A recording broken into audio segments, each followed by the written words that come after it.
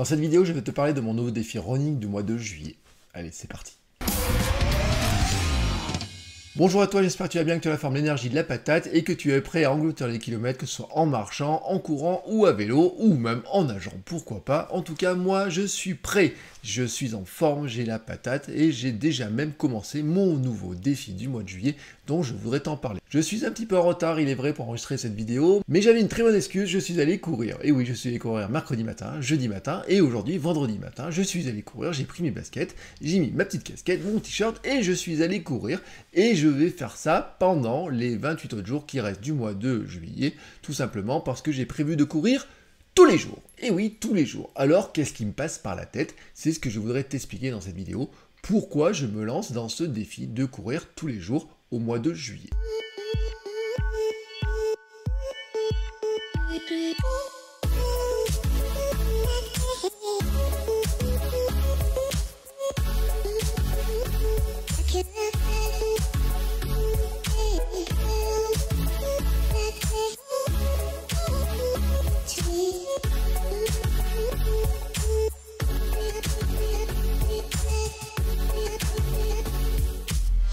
Soyons honnêtes, ça peut te paraître être une idée un petit peu curieuse, surtout que tout le monde te dit qu'il faut du repos, qu'il est important de se reposer, qu'il faut au minimum une journée de repos par semaine, et moi-même je te l'ai dit, j'ai fait des épisodes de Kilomètre 42 dans lesquels j'ai parlé de l'importance du repos, de l'entraînement invisible, du dormir, de faire autre chose, de souffler, etc. Et là, je viens te dire que je vais courir tous les jours. Alors, qu'est-ce qui me passe par la tête? Bon, soyons clairs, c'est avant tout un défi personnel pour voir si je suis capable de le faire. Oui, parce que en cette année où on n'a pas vraiment beaucoup de courses à courir, finalement il faut se lancer ses propres défis. Alors j'ai imaginé un premier défi de dire je vais battre mon temps sur 10 km, un défi de dire je pourrais courir un marathon tout seul dans mon coin. Je t'avoue que ça m'intéresse pas énormément ce genre de choses. J'aurais pu me dire faire un défi de faire le plus de montées possible de la petite montagne qui est au-dessus de la maison, de faire le plus de marches, tu vois, je pouvais faire plein de choses. Mais j'ai voulu tester de savoir ce que ça faisait de courir tous les jours. C'est avant tout un test, une expérimentation. Je veux voir ce que ça fait. Bon après, pour être honnête, je ne suis pas le premier à le faire, et je ne serai sûrement pas le dernier, mais il y a des gens qui le font et qui courent déjà depuis très longtemps comme ça. Je pense à un certain Raven qui court comme ça sur les plages de Miami depuis 1975. Tous les jours depuis 1975. En fait, quand je suis né, il courait déjà. Et oui, moi je suis né en 76, donc ça veut dire que ça fait 45 ans qu'il court comme ça tous les jours sur la plage de Miami. Il a même eu droit à une dérogation pendant le confinement avec le Covid, le coronavirus, pour avoir droit de courir tous les jours sur la plage, et il y a des gens qui le rejoignent pour courir avec lui. Donc, si lui le fait depuis 45 ans, je me dis que ça doit être possible. Et puis j'ai trouvé un certain Ella Sidibé, Ella Good sur YouTube, qui court lui comme ça depuis 3 ans, et qui a même fait des sacrées distances. Et puis je t'avoue qu'en regardant un petit peu, j'ai même trouvé d'autres personnes qui ont couru tous les jours sur certains mois, mais qui avaient des défis qui étaient encore un petit peu plus ardus. Mais ça, je le garde pour plus tard, donc je t'en dirai, je t'en parlerai peut-être plus tard, on verra comment ça va se passer, mais là j'étais pas prêt pour faire ça, parce que c'était un petit peu trop compliqué, avec le confinement, j'ai pas couru beaucoup, j'ai pas couru pendant tout le confinement, j'ai couru un petit peu depuis le déconfinement, on va dire une séance, 2 séances, 3 séances par semaine maximum, j'ai eu un petit peu mal au mollet, donc passer à 7 séances par semaine, d'un coup, ça fait un gros saut, et donc vraiment, on va voir comment ça se passe. Alors bien entendu, à ce stade, tu dois te dire, mais qu'est-ce qui lui prend? Pourquoi tu fais ça, Bertrand? Mais pourquoi tu fais ça? Bah, je te l'ai dit, pour moi, c'est une expérimentation. Je veux voir ce qui se passe dans mon corps. Je veux voir ce qui se passe au niveau de mes jambes, au niveau de mes chevilles, de mes tibias, de mes pieds, comment mon corps va réagir. Est-ce que mon métabolisme va se modifier? Est-ce que je vais perdre du poids? Est-ce que je vais grossir? Est-ce que je vais être fatigué, surfatigué? Est-ce que je vais être épuisé? Tu vois, tout ça, je vais le tester. Est-ce que je vais avoir faim, pas faim? Est-ce que je vais avoir envie de courir? Parce que je te parle du corps, mais je te parle aussi de la tête. Tu vois, c'est super important, cette histoire-là. Est-ce que je vais avoir vraiment envie de courir tous les jours? Est-ce que je vais arriver à m'accrocher à mon défi d'aller courir tous les jours? Est-ce que je vais pas finir par m'ennuyer, par en avoir marre du running? Enfin, toutes ces questions-là sont extrêmement importantes finalement. Donc, comment mon corps va réagir et comment ma tête va réagir? Comment je vais aussi pouvoir travailler mon mental? Ça, c'est un élément qui est extrêmement important pour moi de travailler le mental, Parce que je sais, par exemple, que sur le marathon de Paris, si je voulais battre aussi mon temps sur 10 km, sur des semi-marathons, tu vois, sur toutes ces courses-là, où c'est surtout le mental qui fait avancer. Hein, parce qu'il y a un moment donné, on sait que ça va être dur. Et quand c'est dur, c'est le mental qui travaille. Et moi, mon mental est un petit peu défaillant. Donc je me dis qu'il est temps de travailler mon mental. Et je me dis que c'est une manière comme une autre de travailler le mental. Donc on va voir ce que ça donne, à la fois dans le corps et dans la tête. Et si je progresse beaucoup ou pas pendant ce mois de juillet en courant tous les jours. Toutefois, je dois te dire, je suis pas vraiment une tête brûlée, donc j'ai pris quelques précautions. Je me suis mis quelques grandes règles, tu vois, pour me dire comment je vais courir tous les jours, quelles sont les grandes règles que je vais appliquer. Je vais te les donner tout de suite, tu vas comprendre vraiment le principe. La première règle, c'est que je me suis engagé à courir 1 km ou 10 minutes minimum par jour. J'ai pas dit plus, j'ai pas dit que j'allais faire 10 km par jour, j'ai pas dit que j'allais courir 1 heure. Pourquoi ? Deux raisons. La première, c'est une question d'habitude. Quand tu veux prendre une nouvelle habitude, quand tu veux aller, quelle que soit l'habitude, si tu veux placer dans ton agenda un gros bloc d'1 heure, c'est pas forcément facile. Bah oui, parce qu'il y a des jours, il fera mauvais, il y a des jours, il peut faire même à l'inverse très chaud, il y a des jours, je pourrai pas le temps, il y a des jours, peut-être que ma fille va se réveiller très tôt le matin, qu'elle ne voudra pas dormir le soir, il y a des jours, j'aurai pas envie de courir, il y a des jours, j'aurai des rendez-vous, il y a des jours où je devrais aller à droite à gauche, il y a des jours, bref, où je peux être fatigué, et me dire je vais aller courir 1 heure, ça semble être trop important. Il y a des jours où je pourrais tout simplement peut-être pas placer 1 heure dans mon agenda pour aller courir. En revanche, placer entre 5 et 10 minutes de course pour aller, tu vois, même chercher le pain, tu vois, par exemple, je peux y aller en courant, si je fais 2-3 détours, l'aller-retour va me faire à peu près moins de 10 minutes, mais ça me fera bien mon kilomètre.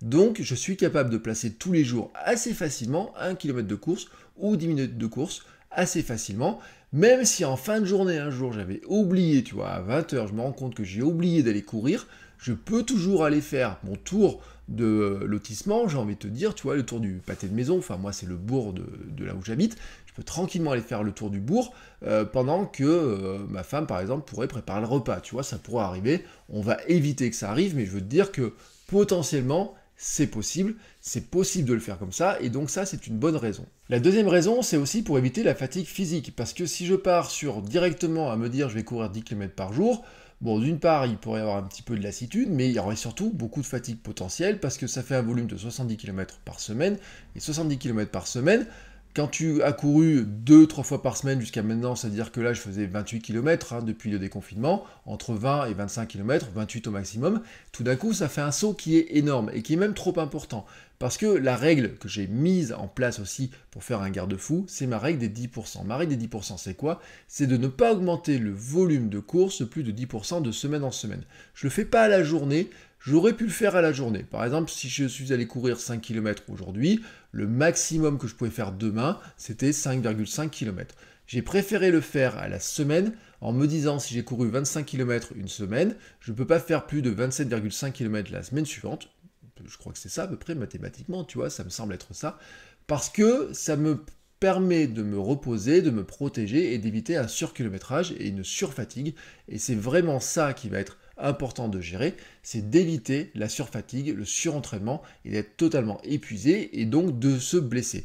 Donc vraiment le but pour moi, c'est de mettre en place ce garde-fou, cette règle de 10%, et je peux l'équilibrer sur la semaine. Si un jour par exemple j'ai fait 6 km, le lendemain si j'en fais que 2 ou 3, je vais équilibrer ma distance sur la semaine et ça sera beaucoup plus intéressant, tu vois, de regarder finalement sur ma semaine à combien je vais pouvoir monter, mais en rajoutant comme ça 10% par 10%, bon, le kilométrage peut monter assez rapidement quand même à la fin du mois, et on verra si mon corps est capable de le faire. Et puis si vraiment, tu vois, je me sens un jour avoir envie de faire 10 km, j'irai faire 10 km, et je sais que le lendemain, je pourrais faire seulement 1 km, et que ça ne cassera pas tout simplement ma chaîne. Et là, je t'ai parlé de chaîne, et il est temps pour moi de te montrer que ma décoration de mon bureau a changé, tu vois. Là, ici, là, ma décoration de bureau, elle a changé. Tu vois, ce tableau, c'est mon tableau de suivi de mon kilométrage, de mon défi 31 jours running sur le mois de juillet. Je vais te montrer tout de suite à quoi il correspond, je vais aller le chercher, je vais te montrer ça tout de suite. Bon, comme tu le vois, c'est un simple tableau blanc sur lequel j'ai fait les cases, et puis chaque jour, je ferai une petite croix avec le nombre de kilomètres. Le but du jeu, c'est que toutes les cases, à la fin, aient une belle croix rouge. Voilà, c'est le principe tout simple. Tu vois, c'est un tableau de suivi. Il n'y a pas plus simple que ça à faire comme tableau de suivi, mais c'est terriblement efficace. Le matin, quand j'ai fini de courir, parce qu'en ce moment je cours le matin, je viens faire ma croix, je mets le kilométrage, et je sais que c'est fait pour la journée. Alors à ce stade, je t'ai tout dit sur mon projet. Bien sûr, tu dois te demander si j'attends de progresser sur des choses en particulier. Je te l'ai dit, le mental d'abord, c'est important pour moi.